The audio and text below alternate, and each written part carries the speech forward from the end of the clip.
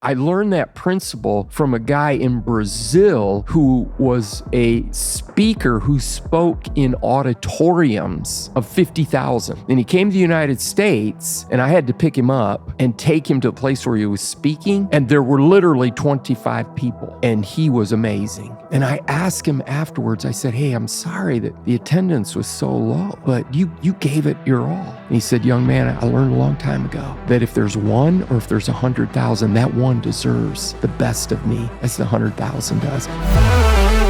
Welcome back to 5 Ideas. I'm your host, Joey Nagel, along with Rich Clay. If you don't know what the 5 Ideas are, you can check out episode 1, and you can check out our website, 5ideas.co, for resources, books, all the 5 Ideas. And we're really stoked to have you on this episode today. A lot of times in society, especially in today's culture, I used to work at Shopko, which is kind of like a Target. They're out of business now. And I would go in, do my job. My job was people would try on clothes. They would leave them in the fitting room. My job was to take the clothes that would stack up in the fitting room, put them back out on the racks. That was my job. I did that job. I don't even know if I was good at it. I just did it. That was what I was hired to do. They said, we'll pay you. You put these clothes back on the racks. I don't know. I just did it. And my boss, there were several times my boss would, over the pager, Joey call his extension, like Joey call 101, Joey 101. You've probably been in a store and you've heard talk over the overhead, and I'm like, I'm taking off my badge, getting ready to put my gun away, or my scanner away. I'm like, this is it. This is the end. I'm fired. I go up. He's like, hey, can you work this extra shift? You want me to still work here? Like, I'm still employed? I'm thinking in my head, like, I'm not as fast as some people. I'm not, I don't know. I'm comparing myself. And then later, there were promotions offered. And I'm like, I'm not fired? No, we want you to stay on. We want you to work more. And I'm like, in my head, kind of like, why? I'm not that good. All I do is my job. And then I realized right then and there, that's why they liked me, because I did my job. You did your job. I'm like, that's literally the bare minimum. And there were people there that didn't, though.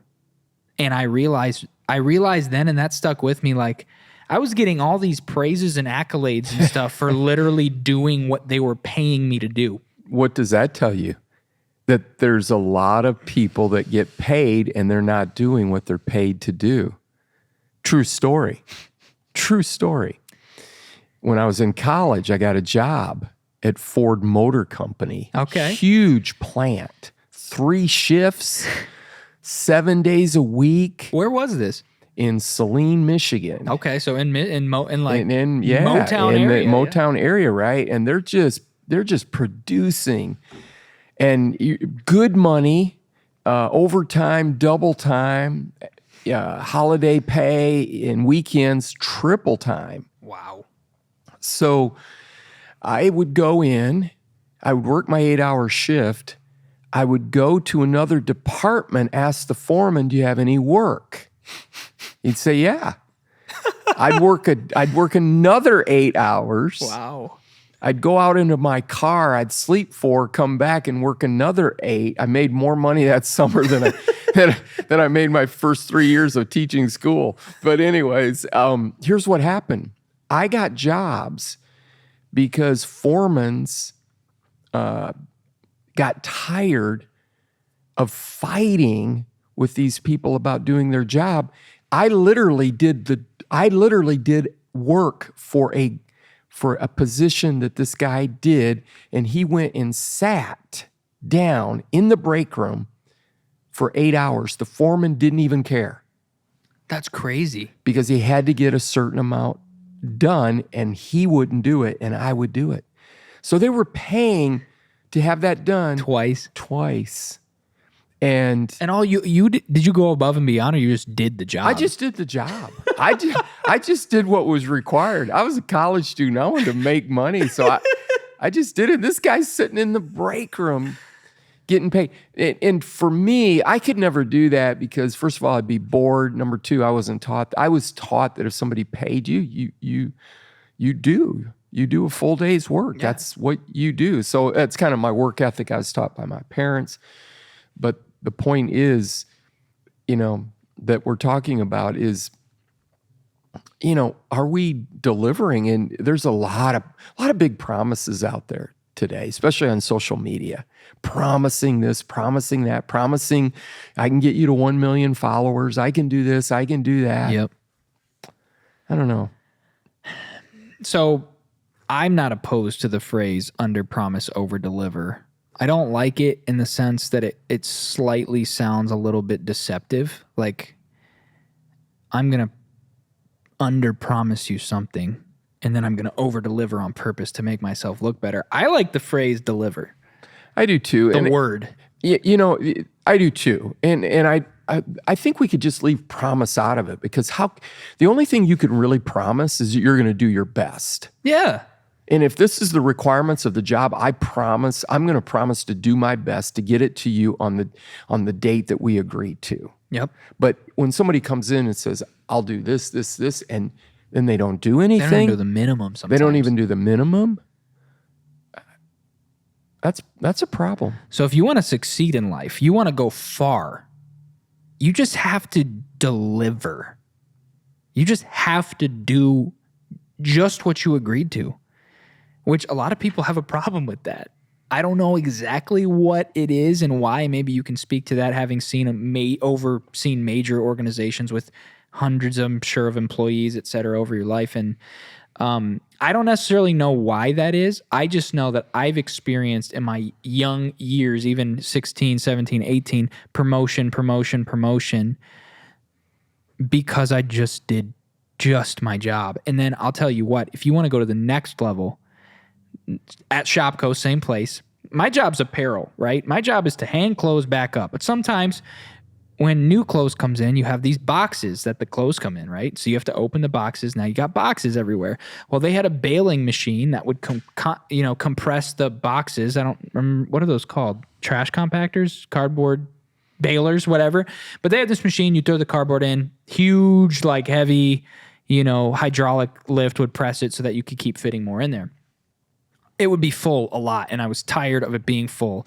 And the supervisors and people were like the only ones that knew how to do it. And I'm like, I asked my supervisor one time, I was like, I feel like I bother you a lot and have to call you over here to make this, make a bale for me all the time so I can put more cardboard in. And I was like, could you just show me so I don't have to call you over? She looked at me in the eyes and said, you want to learn how to do this? I'm like, am I allowed to? She's like, are you 18? I'm like, yeah. She's like, yeah, I could show you how to do it. She showed me how to do it. I did it. She's going around telling people, Joey wanted me to teach him how to make a bale, and I did. Now he knows how to do it. I'm like, I don't understand. I'm now getting praised for it is not my job. That was like a job from, outside of my scope, but I just thought it would make my job easier if I didn't have to wait. And so now I know how to do it. And all of a sudden they're giving me more responsibility. Then they're like, hey, do you want to help us clearance price some of the clothes? Supervisor job, or like higher level than me. I'm like, sure, why not?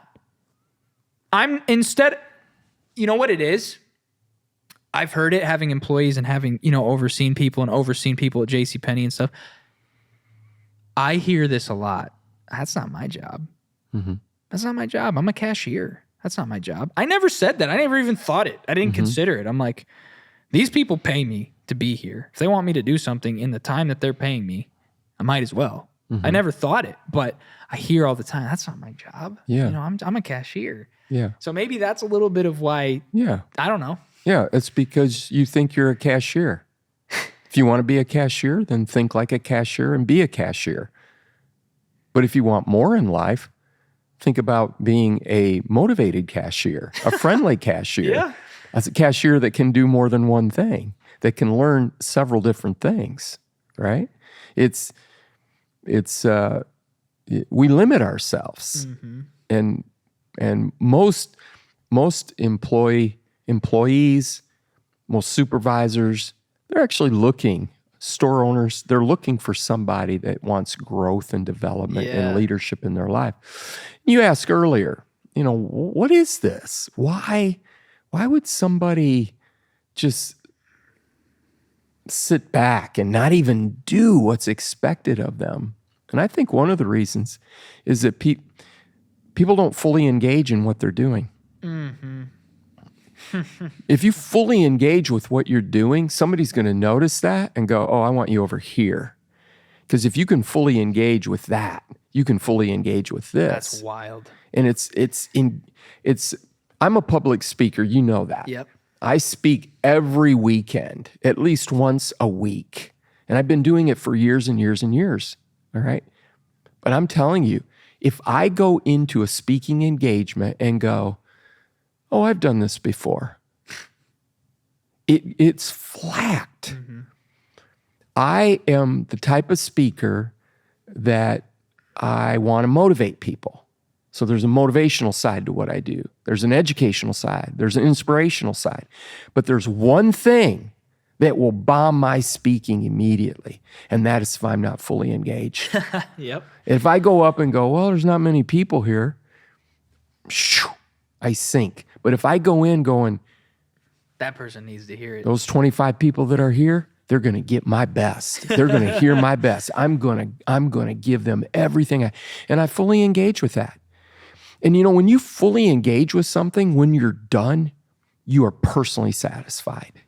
That's so true. That's so true. No matter if there's 25, 50, 100, you're satisfied. Your circumstances are now not based on external. They're based on internal, which is amazing because control the controllables. Now you're in control of your joy and your happiness.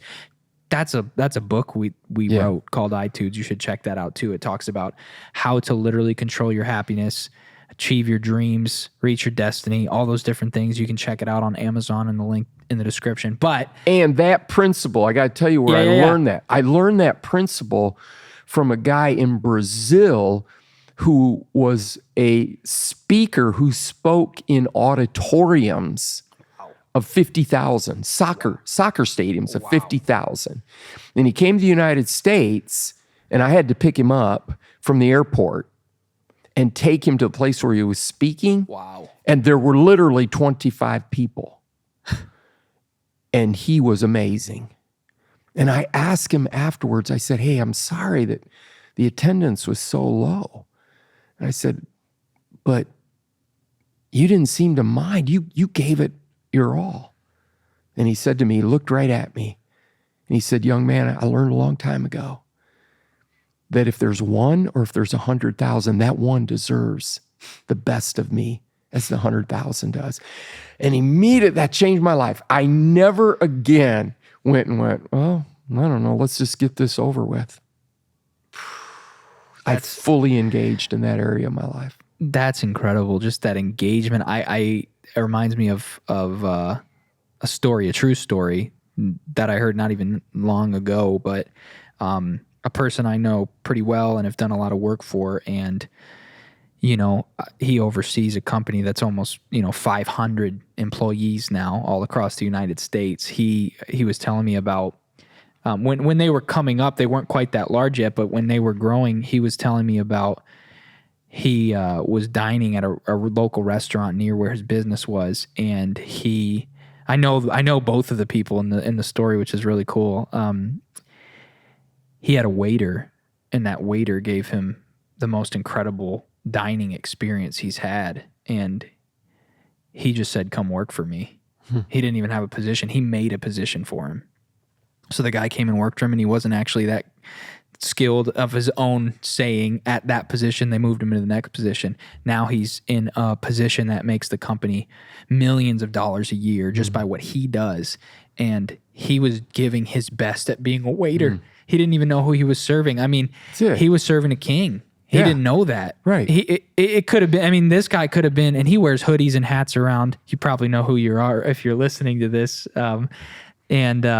He wears hoodies and hats around. You wouldn't necessarily know this guy's a king, but he's not a king of a country, but he's overseeing 500 people. I mean, he's got a small kingdom that he's overlooking and watching, and that means that he has a lot of responsibility, and he's just looking around for anyone who's doing a good job, anyone he can trust.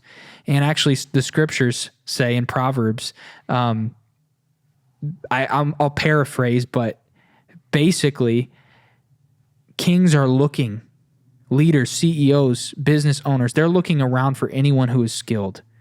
anyone who is skilled in their labor, and those people will stand before kings rather than ordinary men. And that is what's happening. When you're good at what you do and when you give it your all, when you're David Nagel editing that, he doesn't care if he's getting paid for it or not. That editing is going to be perfect. He's not letting it out the door. And that has gained him accolades with these same men, with these same people who shout him out in front of all of their employees. And major corporations, like $500 million corporations, shout out his work in front of all the executives watching it. I got to witness that, which was really cool. He stands before kings, not ordinary people. Yeah. He doesn't stand before cashiers and clerks. And I'm not saying those people can't achieve more. They should try, and you should. You should be, if you're a cashier, you should be the best cashier possible. Absolutely. There will be somebody that recognizes you, and you will 100%. I don't guarantee things, but you'll be promoted because I'm looking for those people for my organization. You're looking for those people for your organization. You will be promoted if you deliver. Yeah. You don't even have to over deliver.